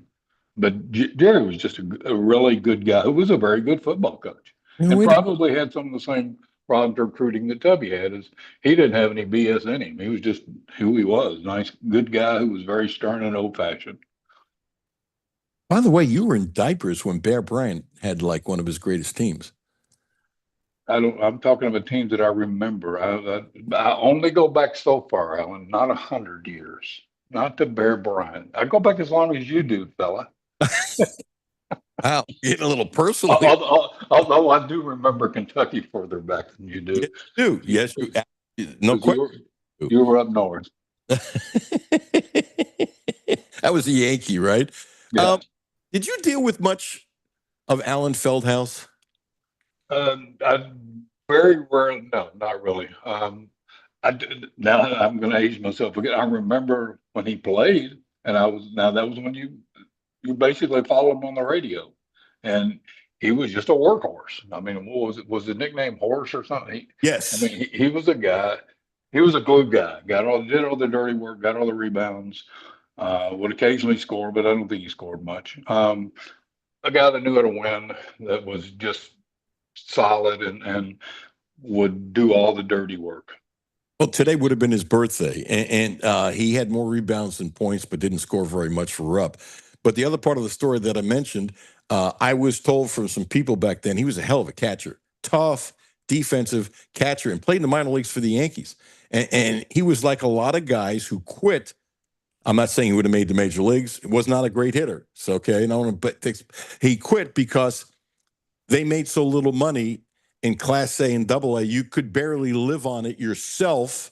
And if you got a wife and a child back home, you can't afford to play baseball. And I'm not saying he would have made it, but dozens and dozens and dozens and dozens of players every single year quit the minor leagues because they didn't make enough to live on or send a little money home to help, your wife if they have a young child. And that's just part of an era that always bothered me. And only recently are the minor leagues paying better, and they're still not paying much. It's like the Major League Baseball team going, we want to see how tough you are. Let's see if you suffer. And if you can handle suffering, maybe you'll make it to the big leagues. And I always thought the major leagues were just ridiculous that way. Was he 6'7"? Is that correct? I don't remember. I just remembered he was much, much bigger than me and much, much thicker. He's a big, strong. I'm thinking he was 6'6", 6'7", and I'm sure he was a really good catcher. You don't see very many catchers that tall. That was one of the knocks always on Tyler Stevenson, who I think is 6'4", 6'5". It's really hard to play that position when you're that tall. But I'm sure he wasn't somebody you'd want to be coming at home sliding into. Oh, I can't imagine anybody trying to score when he was blocking the plate. Yes. I just was thinking about him today because, the Feldhouse family and the way it is. All right, let's go through this list. On3 did it. I'm going to guess this is either dead accurate. I just looked it up. Listed when he played ball at Kentucky at 6'5" and 205. And the picture I'm looking at, he's very thin. I'm going to guess the first time I interviewed him, he was still 6'5", and I would say 250. And you got to remember back when he played basketball players didn't do weights. Right. Oh, he was the tallest player on Rupp's varsity squad. Interesting. I did not know that. That was not the great part of Rupp during that time period. Let's flip to what On3 did. They've got Milan they put football and basketball together, Gene. I don't know if you saw the list, but they have Milan number 2 at $6 million. Mensa, Darian, the Miami quarterback, is 6.5. They have, I don't know how to pronounce Florey's last name. I should, but the kid who's playing for center for Louisville, they have him right behind him, although he has $6 million too. Here's my first thing that came to my mind. I knew Florey got a bunch of money. That was the rumor. I don't know exactly what these guys are making. But if it's true, and I believe it was, it came down to Kentucky and Louisville for Milan.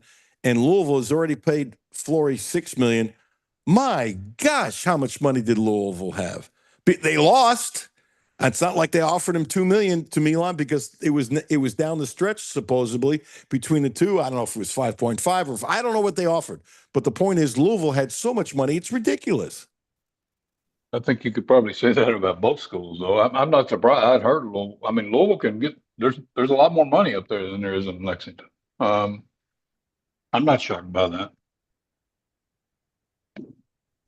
I wonder if it was easier for Louisville to raise money because they are sick and tired about being a second-class citizen to Kentucky in some people's minds, and they just want to beat Kentucky. And I know there were some years back when you were writing that I believe there were times that they raised a bunch of money because they didn't want some of their kids in that town to go to Kentucky. I believe it's true, by the way, and I've got some pretty good sources, and I'm not going to say who it is or the numbers or that kind of stuff. But the dislike between the two programs, more dislike of Louisville to Kentucky, that spurred some people to put some money together, and I think it's always been that way. I don't have that. There's absolutely no doubt that is the case. It is very important to the people there and the money people there that they are better than UK. Now that works both ways. I do think that the Louisville fandom is a little more obsessed with being better than Kentucky than vice versa, and that's only because Kentucky has sort of some other really big rivals, and they're in the SEC, and Kentucky's rivals all to the fans in basketball has often been it was North Carolina forever, and it's been Duke since then for the last 25 years. Sorry for stepping on you. Already two things with you. Unless I've lost my mind, there's no way I did this with you last week because this happened over the weekend. This is now the third time I'm doing it, but I want your reaction. Brett Setzer took on UK, which he's done before. Chris Cameron took on UK, which is interesting. I'm going to start with Chris Cameron first. You know Chris, sports information director at Kentucky under Pitino. Great guy, worked his fanny off, worked like crazy. Helped out Pitino tremendously. Now I understand very successful in real estate up in the Boston area. So this is in relationship to the $3.2 million that Mitch is going to get, his goodbye severance job package, whatever you want to call it. And I don't blame Mitch. If somebody wants to give you money, God bless, more power to you. I can blame Mitch for other things, but not this. Anyway, here's the quote. As someone who worked 1 million hours a week for my alma mater out of love, but never making more than $40,000 a year, and knowing how much the current UK athletic employees earn doing the same now, it's public record, not to mention tenured professors and people saving lives at the Marquis Cancer Center, this is maddening, insulting, and outrageous. But there's only one word that truly describes it: vulgar. Your thoughts on what Chris said, Mr. Gene Abel, retired sports editor of the Lexington Herald-Leader. I can feel the cobwebs burning now. What did he say? Did he post that, or was that in a story? No, he posted it on Facebook. Okay. I'm a big fan of Chris, admire the work he did at UK. I've known Chris for a long time. We have a lot of common friends. Great guy. Everything the most meaningful thing to me about that is that Chris said it, because Chris is not somebody that likes to get in the muddy water. He's been a master at avoiding that through most of his life. Not that he's afraid to. He's very good at that. And that he came out that strong is really strong to me. I had not heard that. It really sort of surprises me, and I can't disagree with what he said. Yeah, I was surprised too, by the way. Maybe he's just changed a little bit, being far enough away, that kind of stuff. Let's put it this way. I'm sure he did with you too. There's some things he told me privately that were pretty strong that never got on TV. That if he trusted you, he trusted you. But to come out publicly, if you would have asked me, would have I expected this? Absolutely not. I'm surprised by that, and like I said, I think that's the world. Chris, he was great at what he did at UK, and I think he's very. I know he's successful because I've kept up with what he's doing, and we have common friends. But that was surprising, and it's very, very strong. Brett Setzer, as you know, is a big-time booster for Kentucky, and he and Mitch were like oil and water. And to me, it's an AD's job to get along with your boosters.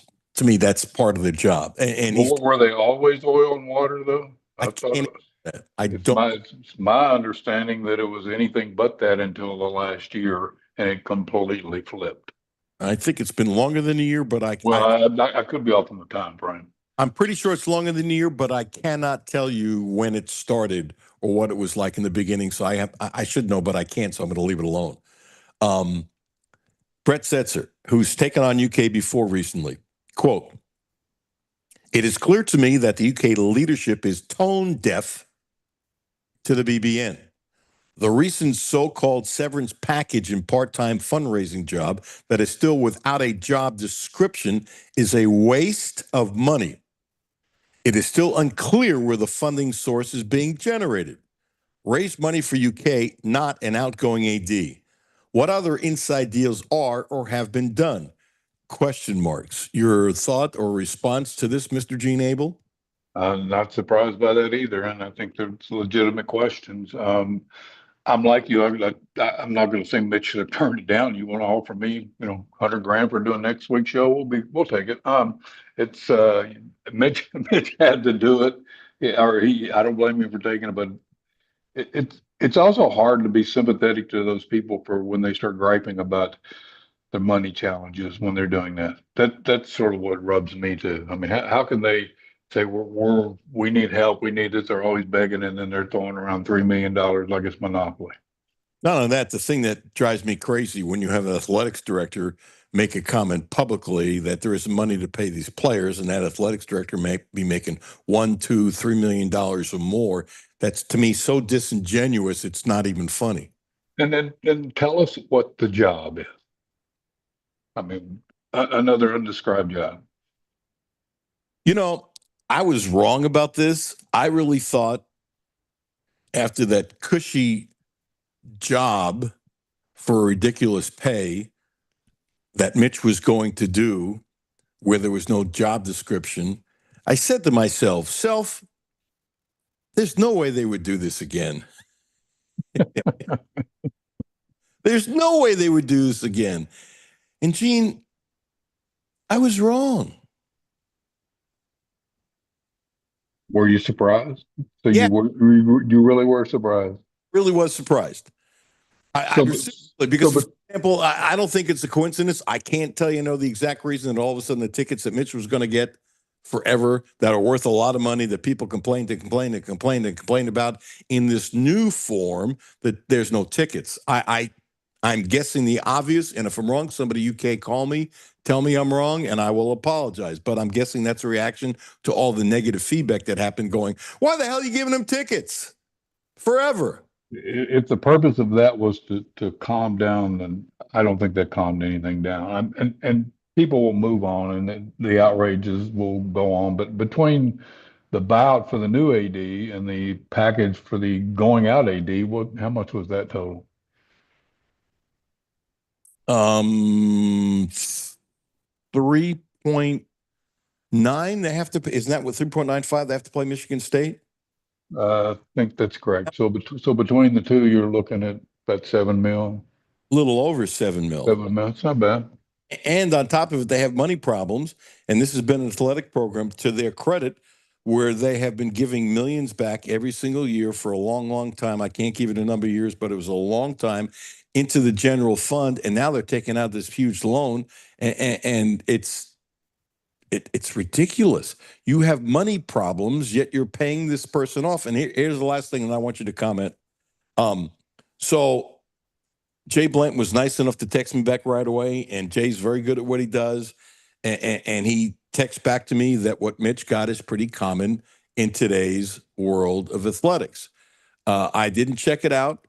I'm going to believe Jay Blanton. As you said, had it been Jerry Tipton, how many calls would Jerry have made to see how many people had contracts like that? I'm not calling anybody a lot. I'm not doing it. I'm saying I have no information. The point is this: just because other people do it, that doesn't mean you do it. So when Mitch's last contract, it seemed to me that UK should have been ahead and say, you know what, Mitch, we want the new contract, but the severance stuff we're just taking out. This stuff when you retire, this cushy stuff we're taking out. Instead of going with the flow, that's a lot of freaking money. And they know these things are public record. They know, reporters are going to put in to get the information in the contracts and stuff like that. And they either don't care or they're tone deaf. I think it's probably a little bit of combination of both. I don't care that it's I don't know that it's common. I mean, show me that it's common. And I'm not picking on Jay. Jay's doing his job. Jay's a really bright guy. Yes, he is. He knows what he's doing. I'm not picking on Jay.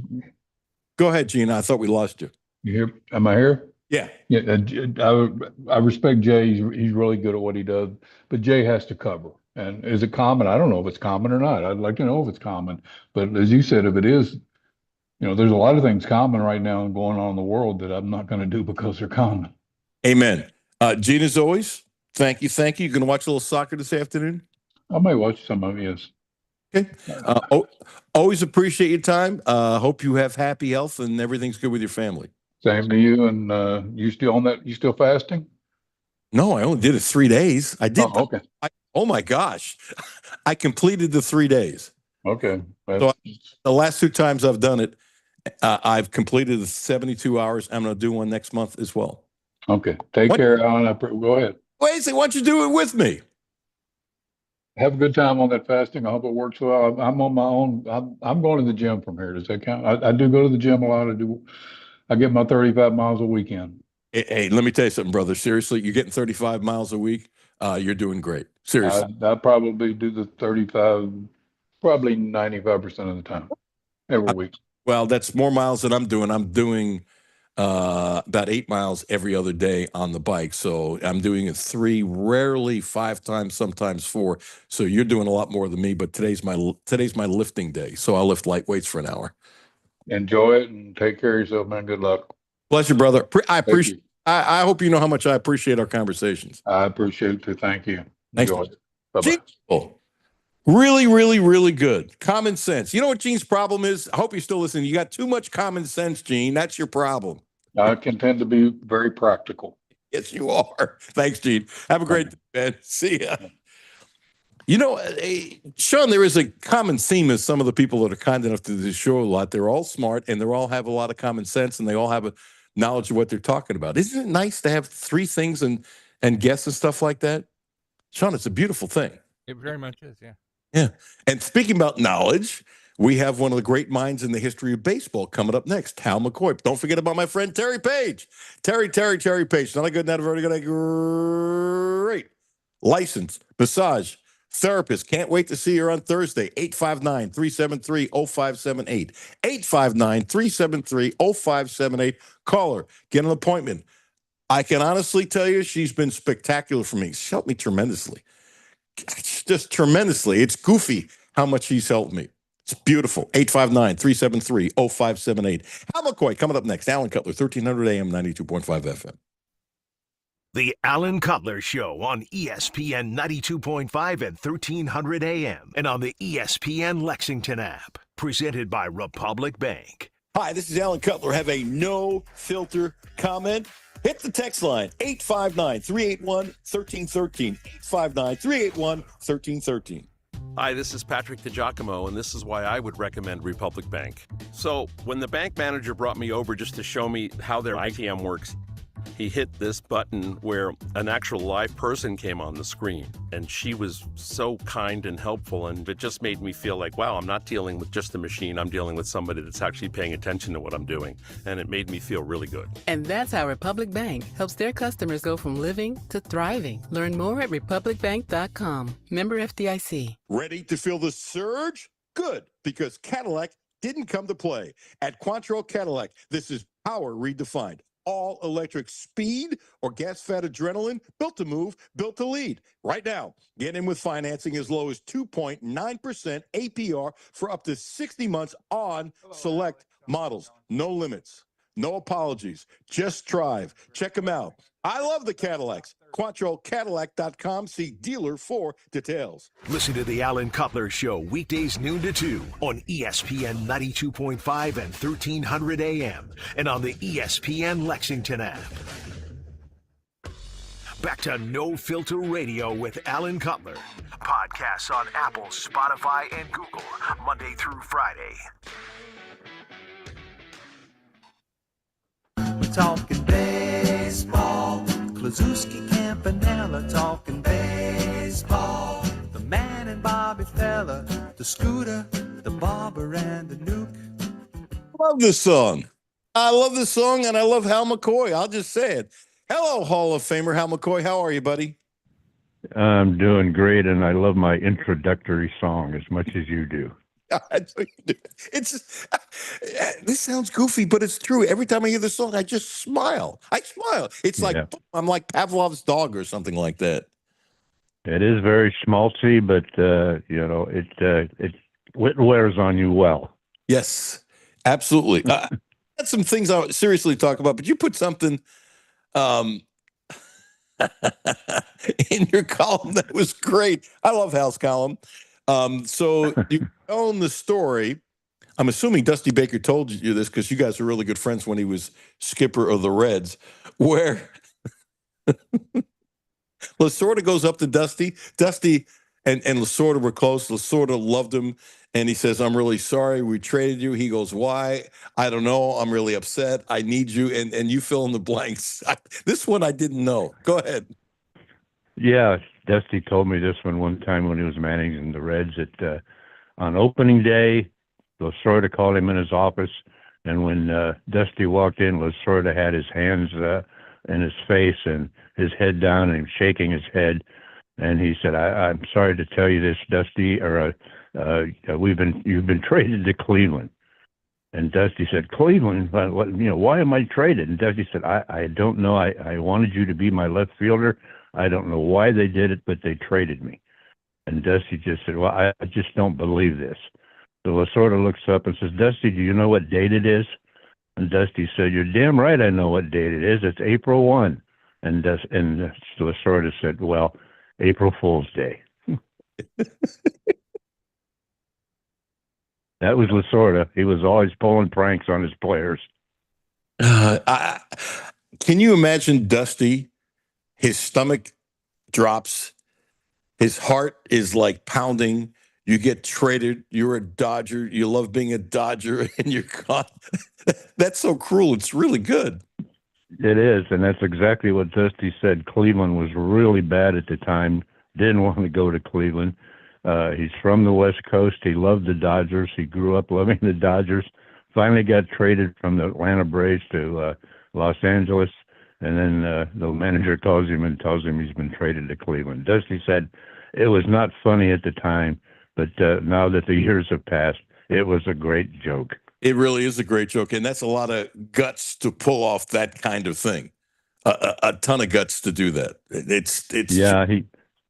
Lasorda even had the publicity director of the Dodgers at the time go out into the clubhouse and act really forlorn and tell Dusty the manager wants to see you. So he was in on it too. Which always has a player scared when they say it's like cutdown day in the NFL. Yep. The gremlin wants to see. By the way, bring your playbook, which means right. You're gone. It's scary how much we agree with each other, and I really worry about you, Hal. So, the Reds lead the world, the universe in drafting shortstop. And I know the theory, you've known it before I was born, that, if a shortstop doesn't make it a shortstop, it's usually the best athlete of the team. You can move them around. But the Reds have 9 million shortstops, and they don't have enough pitching. So they do a shortstop. And I read this quote the other day, and you have it in your column. It's great. And so they get a kid named Justin LeBron, who honestly I'd never heard of until the draft. I just don't follow these college players like a lot of other people do. Shortstop out of Alabama, and he had a bad year last year, and he had a great year the year before. And so if it was the year before, they were guessing he'd be a top 10 pick, but he dropped. But he still became a first-round draft choice. And Dan O'Dowd, former MLB general manager and current MLB analyst on TV, said this. He called him the most polarizing prospect, noting his low batting average in SEC games, and expressed the concern over whether he could hit high-velocity pitchers. So he gets picked 18th and says he's an elite defender, and that's great. But they got 9,000 shortstop. They need pitching. The Reds, what are they doing?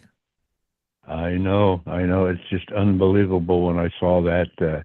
They got about 6 former shortstops on the roster now that they're moving all over. And then to top it off, second round, they pick another shortstop. Incredible. I don't know what the number now is, and I need to look it up, but it was over a week ago, less than 2 weeks ago, somewhere in there. that the Reds had already used 21 relief pitchers, and some of their pitchers who have been up and pitching for the Reds aren't even good AAA pitchers. Correct. You probably read that in my blog. I used that a couple of blogs ago, that they had used 21 different relief pitchers. And I listed them, and to tell you the truth, I have covered every game, and a couple of them I didn't even remember and still don't. Wow. You know what? I did get it from your blog. Sorry for not giving you credit, Al. I apologize. Well, you always give me credit, so no big deal. You'll let me slip this time? You'll slip it through? No problem. Okay. So here's the thing that if I'm a Reds fan, it's like a punch in the stomach. The Pirates, as everybody knows, have been terrible for years. And they're 50-47. And I read a story the other day, and if I knew they were going to be better, but they're actually better than I thought they would be, that they are looking to add players, not dump as they've done forever. And so now the are ahead of the Reds with their talent and what they are doing. And the Reds are a whopping 6 wins in 28 games against the Central. I don't know this, but is there any team that's worse going against their own division? And if not, if there's somebody worse, that's fine, but they got to be awful. No, there's nobody that bad. 6-22, that's just unheard of. And here we are, past the halfway point at the All-Star break, and the Reds are 5 games out of last place, 5 games behind the Pirates, 8 games out of the last wild card spot. Only 68 games left. There's no way. I don't see them getting out of last place, to tell you the truth. And I don't know if in the history of baseball, since they have the wild card, has any team come back from 8 games behind, because you have to jump over so many teams. It would seem that are about 500 to 1, or am I not being fair? No, you're being very fair. I don't recall any team coming from that far behind this late in the season. And as you say, it's not the fact that they're just 8 games out. They have to jump over 5 or 6 teams. And that's not going to happen. Not going to happen. This is from your column. I love this. Eat your words. So Luzardo has been unbelievable on the road. Now, if I know that, we'd think the Reds would know that. It's crazy. Been on the road. And I'm telling you, I bet you're like me. Wouldn't surprise me if the Phillies end up beating the Dodgers. I'm not saying they will, but they're really getting their act together, and they got frontline pitching is really good, and they got clutch hitters. And I know the Dodgers are great, but short series is short series. So here's the deal. The Reds, the lowly Reds, I don't know who it was. Maybe you do. Somebody was chirping at Luzardo and chirping at him bad to inspire him more, and he blanks the Reds. And the only thing that Jesus Luzardo would say, that somebody was speaking English. Well, there are guys who speak Spanish on the Reds who do speak some broken English, and some are better than others. So we don't know who it was. Why would a team in last place, when a pitcher is blanking you, they're shutting you out, and you're coming to the plate with toothpicks in your hand, and you're going to chirp at a guy who's shutting you out and who's great on the road? Is this a bunch of dumbasses, or tell me I'm wrong? No, I think it's very stupid, although maybe they figured if they would upset Luzardo that they might be able to hit him. But what Luzardo said was, after they did it, it fired me up. So in any crucial situation, I remember these guys chirping at me, and it fired me up to bear down even harder. So, you're in last place, going nowhere, keep your mouth shut. As you put in your column, he only struck out 11 with 7 shutout innings. Oh, shut the blank up, right? Yeah, exactly. Keep your lips sealed. Here's the thing. All these guys are getting contracts. Young second baseman for the St. Louis just got him. I'm going blank on his name. But there's been a number of guys who, in their first year, have gotten long contracts. Look, I get it. You get it. Ellie was never going to sign one of those long contracts. How do you not go to Sal Stewart and try to give him and I'm against these long contracts for guys in their 30s. I've said it many, many, many times. The percentage of it. Me too. We're on the same page. How do you not? Right. Al Stewart is not only a great hitter, he has different strokes for different pitches based upon the situation. He lost weight. He sincerely cares. He eats, sleeps, and breathes baseball. He's a great young player. Sure, he could flop, but how do you not sign him for 7 years at his age? And granted, it could be a bad deal. I would sign him in 2 seconds for $110 million. I know. Tell me I'm nuts, because you're going to lose him. There's no way he stays with the Reds. There's no way Ellie stays with the Reds. Nope, you're absolutely right. And we don't know that maybe the Reds have approached him and he has said no. Would not surprise me. He's not stupid. He knows what the future looks like there, and he probably knows that he's going to be going somewhere else too. I don't know if the Reds have approached him at all, but if they haven't, they're more stupid than we think they are already. Oh my gosh, how you put that? More stupid than what we think already. Yeah. Well, I'll tell you what, I was paying cursory attention to the All-Star game last night because I knew it was going to be a bore. And I was reading Dusty Baker's book, Crossroads, and I would get cursory glance at the screen once in a while. I watched Sal Stewart and his 2 at-bats. But, you know, what can you believe an all-star team gets 3 hits, gets shut out, and strikes out 15 times? I swore I was watching the Reds. Is the pitching that much better, or is the hitting not as good when it faces first-class pitching, or is it just an aberration? I think it has a lot to do with the pitching. I mean, bigger, stronger, they throw so hard. You're seeing a different pitcher every inning. I just think it's the pitching is so good, and we see it during the season too. You know, the batting averages are down so low, and teams don't hit much. I think it's our pitching. You know, it's interesting. Dombrowski, as you know, tons better than me. The president of the Phillies, even though Mattingly's son is the general manager, Dombrowski really runs the team and makes the final. Right. He will trade his farm system if he has to try to win. And I'm going to guess they're going to get 2 relief pitchers. And I'm going to guess that the Phillies will be in there. And I'm going to guess runs scoring, amplifying what you're saying in postseason, is going to be down this year because the pitching is so dominant. You're exactly right. And yeah, I think Dave Dombrowski is one of the best general managers around. I mean, he's been at 3 or 4 different teams, and everywhere he goes, the team gets better. He makes great deals, makes great decisions.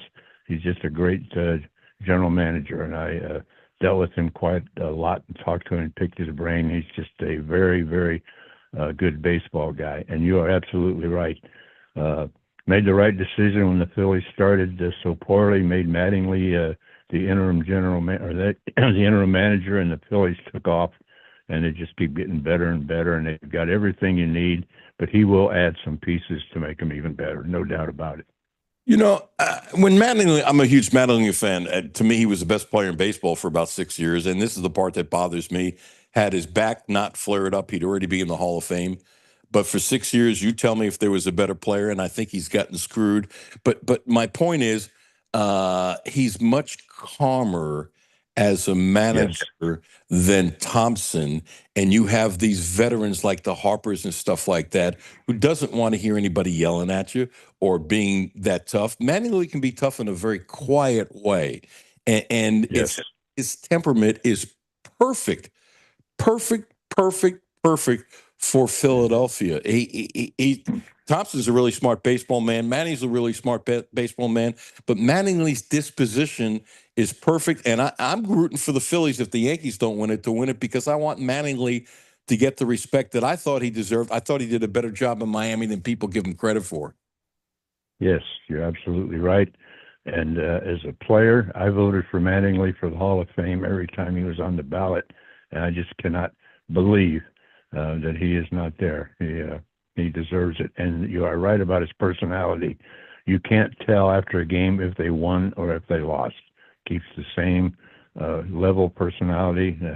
Obviously, that's what the Phillies needed, and he has shown that with with great leadership. The team is playing great under him. I think he probably just lets them play. And if they make a mistake, he'll point it out quietly, not make a big deal about it. But I think he just lets those guys go out and play.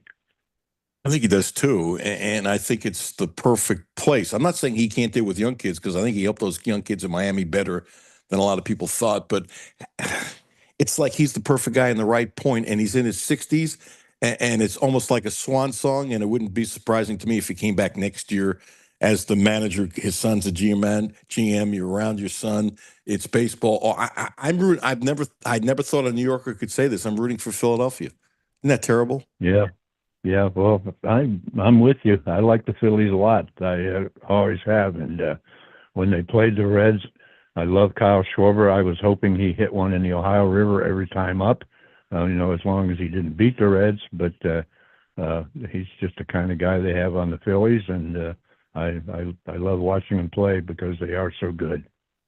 I loved your stat. Jamie Moyer gave up 522 home runs. Pitcher. And the next ones, Robin Roberts, who was in the 50s, unbelievable. Fergie Jenkins, Phil Niekro, and Don Sutton. The rest are in the Hall of Fame. Now, Jamie Moyer doesn't belong in the Hall of Fame. He was a really good pitcher for a guy who couldn't throw 90 miles an hour with right. him. But he was a really good pitcher and pitched in his 40s and that kind of stuff. But it's fascinating that the next four guys on the home run list giving up so many, they're all in the Hall of Fame. Yeah, the thing of it is, every one of those had longevity. They pitched in the majors for a long time. So, right. They were going to give up some home runs. But still, the fact that they are second, third, and fourth giving up the most home runs, and they're all in the Hall of Fame. As I keep on saying, you got to read Hal's column every day. Hal, we're going to do one more for your column. I saved the best for last. Word for word column from catcher/broadcaster/comedian Bob Uecker. Quote, "The most important thing for me to learn during spring training was how to get in and out of the team hotel after curfew." That's you. I literally laughed out loud when I'm drinking my coffee this morning. I try to make sure I have a cup of coffee, which I always do anyway, when I'm reading your column. Just it's like me with the box scores. I got to do the box scores every day, and I have to have a cup of coffee when I'm reading your column. It's a pretty simple deal. That's great. That is just great. Hal, anything else about the Reds or baseball that's on your cranium we didn't talk about before we say goodbye? Well, I'm kind of taking the 4 days off to recharge, but I'm still writing every day. So just waiting for see what happens starting Friday. And I don't think there's going to be much improvement from the Reds. The schedule gets real tough on them later in the season. So we shall see what happens. They say don't do an inside thing. I'm going to do it anyway. I was going to congratulate you on what you just did, but I don't know if your uncle is listening, so I won't say a word. What is that? Oh, you like to play on the table? Oh! What I did? Yeah, I took one of my 4 days off. My wife and I and another couple went to the Hollywood Casino in Columbus, where I usually donate a good portion of my weekly salary. But yesterday, everything fell my way. I could not believe it. I got great cards, and when I didn't, the dealer would bust. And in 55 minutes, I won $1,000. Wow! Yeah, it was unbelievable. I couldn't lose. Mazel tov. 55 minutes. 55 minutes. The dealer noticed my Hall of Fame ring and asked me about it. And when I told him who I was, he recognized me. So maybe he was dealing off the bottom for me. I don't know. He was honored probably to have you at his table. I bet he was. I would be. Well, he was very, very nice. Very great guy. Bless you, brother. Hopefully we can find some time next week. You're the best. Bob Uecker. The most important thing for me to learn during spring training was how to get in and out of the team hotel after curfew. Yeah, the great thing about Bob Uecker is he was the same off the air and off the camera as he was on the camera. I had many when we played the Braves or the Brewers. Many times I would have a pregame meal at his table and just sit there and listen to him, and he would just crack me up. He would hold court. Bless you, Hal. Have a great court. Say hi to Nadine. Tell Nadine thank you for you let me use up your cell phone. Well, it's always my pleasure. It's a great time. Thank you, Hal. Bless you, man. Thanks. Talk to you. Sean, he's great. He's great. I love talking to Hal McCoy. I can't begin to tell you the joy of talking to Hal McCoy. Another fun day. Fun. Jonathan Davis, Gene Abel, Hal McCoy, Brad Teller's on vacation. Rich Eisen's coming up next at 4 o'clock, Wildcat Drive. Sean. Scott Hamilton. Not the figure skater. Not the figure skater. Not the figure skater this time, no. But Matthew is buddies with him as well. Good. Sounds good. I should be in the car. I'll catch some of Wildcat Drive in the car going to work on my blubber. It is what it is. Got to be honest. Sean, thank you, Pally. I appreciate it. Have a blessed day. Thank you so much for tuning in. Appreciate you tremendously. We'll have some more of that Stein sound tomorrow, more with the TBT tomorrow, and a lot of other things popping up. Chip Rupp, Todd Ziegler, Cast of Thousands, John Hale, Bill Olson. Do you remember Bill Olson? That's going to be a lot of fun. Jacob Polachek, some of the guests, most of the guests we're going to have the rest of the week. Have a great day. Alan Cutler, 1300 AM, 92.5 FM. Driving should feel personal, protected, centered. Okay, when you are ready. Sorry for going to 56. Oh, that's fine. Hi. Hi, this is Alan Cutler at 1300 AM and 92.5 FM. Coming up on Thursday, Chip Rupp. Coming up on Thursday, Todd Ziegler. Coming up on Thursday, fun and a lot of strong comments. See ya at noon. All right. All right, so I will see. You'll pick the sound, let it go as long as you can, and I'll send you a little ditty now. Yep, that's fine. I've got it. I've got the clip cut already. Why am I not surprised? Thanks, dude. Appreciate you. See you, man. The way it should be. Player-friendly pricing, enhanced in-game options, and best of all, no bet fees. Whether you're looking for group winners, stage of elimination in your futures, or team totals, goal scorers, or time for first goal, Circus Sports has you covered. Download the Circus Sports Kentucky app or visit circusports.com today. While you're driving, listen closely to the ordinary sounds of the city and feel the ordinary warmth of the sun on your skin. These simple things don't seem so simple when they're lost to an injury or illness. UK Healthcare is here to get you back to all of those little moments we take for granted. It may seem ordinary, but ask anyone who's gotten a second chance to experience the wind in their hair or a favorite song on the radio at just the right time. Ordinary is extraordinary. UK Healthcare, the power of advanced medicine. Dan Cummins is your local Ford dealer, offering Kentucky hometown service at prices you can afford. With over 300 vehicles to choose from, we have what you need. Visit us or shop online at dancummins.com. Golf, bourbon, thoroughbreds. The Kentucky Golf Trail combines world-class courses with exclusive distillery experiences and VIP horse farm tours, all planned for you.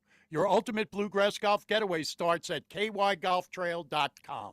Get the best quality paints from Dutch Boy for all your projects at Menards. Max Bond Plus Exterior Paint and Primer in 1 is designed to stand strong against extreme weather. It provides max adhesion, hide, and performance and repels rain in just 90 minutes after application. And with Dutch Boy's high-performing paints that last, transforming your home has never been easier. Save big money on Dutch Boy paints and head into Menards today and get your paint project started. Save big money at Menards. Spain are through to the World Cup final, and now we wait to see who they will face. Will it be Argentina and Leo Messi? Will it be Harry Kane, Jude Bellingham, and the squad from England? Be sure to gamble responsibly and get all your wagering down at the Circus Sports app or circusports.com. Hybrid Springwater and ESPN Lexington present the legendary Marty Stewart and his band The Fabulous Superlatives in concert Thursday, July 16th.